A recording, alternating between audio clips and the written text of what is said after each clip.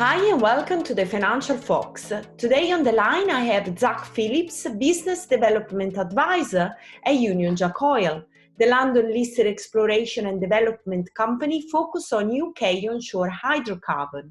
The company has just been granted planning permissions for the development of Wressle, a conventional oil discovery in North Lincolnshire, with estimated reserves of about 2 million barrels of recoverable oil.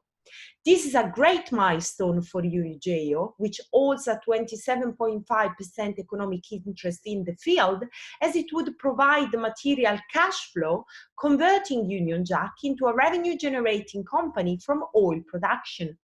Let's speak to Zac Phillips, who has been working with the company for some time and is also a well-respected oil and gas analyst in the City of London. Hi, Zac, how are you? I'm very well, thank you very much, Stefania. Well, great news last Friday. Yes, absolutely. I think there's been a long time in coming. Well, certainly since the final day of the public inquiry, I think everybody's been looking out for the announcement. And of course, we had an election in the way, so it extended the timeline a little. But yes, I mean, absolutely fantastic news. But now the development has been approved. What's the timeline for first commercial production? What needs to happen is the pad needs to be revamped and made ready for production. At the moment, it's a lightweight pad that's been specifically designed for exploration. So what's going to happen now is the site will be regraded. The elements that we agreed with the council before the public inquiry need to all be installed: the linings, the bunding, and the stanchions, etc. And I would expect production to start around June or July time. But of course, that all depends on the speed with which some of these items can be secured and installed. Okay, that sounds very positive. The CPR estimates a reserve of 2 million barrels of oil. So what kind of production level can we expect once drilling starts? The deliverability of the reservoirs is actually quite high, but production is going to be constrained by the agreement that we've made with the council to limit maximum flow from the well, because this is all being exported by truck to the nearby local refinery, is at 500 barrels a day. So it's going to start at 500 barrels a day. Chances are it's probably going to plateau for a period. Before then, it starts to undergo natural decline.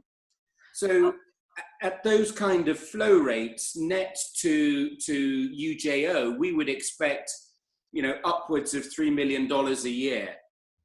Okay, wow, that will help definitely with the cash flow. Absolutely, and I think what the cash flow does is it gives us options and the ability to be able to make choices about what forward program we want to engage in and how we want to do it. Okay, so 2020 is shaping up to be a very busy year for Union Jack. So how do you feel about the new year ahead? We started the year with great optimism, and I think what we've had from Wressle has been really the first concrete evidence of the fact that optimism hasn't been misplaced. And yes, we've got a long way to go, and we're not resting on our laurels by any stretch of the imagination. But we're significantly encouraged by the fact that at the moment, the way that we've looked at our options and the way that we've approached our forward work program appears to be bearing fruit. Yeah, I mean, Wressle was really a very important news, and particularly what the inspector said about the economic benefit that is going to bring to the community and to the country in terms of energy security, because this is all about Union Jack Oil. You know, is the British oil and gas focus on onshore. That is trying to help the economy in a time where we want to rely less on importing fuel and energy. That's absolutely right. And, you know, not only does it bring supply security, but it also creates, you know, the domestic oil going to a domestic refinery, or a local oil going to a local refinery. It really is a fantastic lesson in local activism, I think. And I know that there have been a number of commentators that have decried the fact that this is going to be developed. But of course, what it brings is significant supply security, and also generates local returns, because, you know, all of the services that will be sourced, or rather a good proportion of the ongoing local services, will all be local, and that can only be good for the local economy. Zac, thank you very much for all your insight, and I hope to have you back on the show when we have more news about West Newton and Wressle and Scunthorpe. Absolutely, Steffi. It's always a pleasure talking to you, and I look forward to catching up with you in the very near future.